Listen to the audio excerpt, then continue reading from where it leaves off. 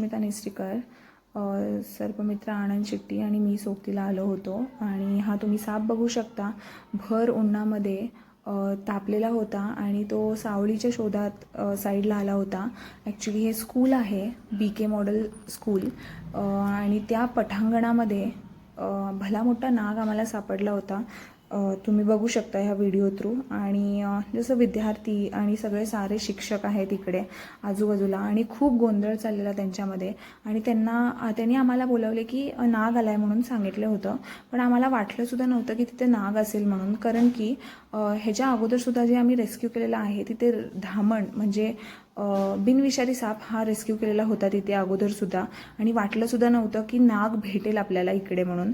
आणि असं तुमच्या आसपडोससुद्धा येऊ शकतात असे भले भले मोठे साप, कारण की आता तरी मीटिंग सीझन सुरू आहे आणि मीटिंग सीझन असल्यामुळे मोठे मोठे साप असे एक समजा किंवा दोन तुम्हाला बाहेर दिसू शकतात.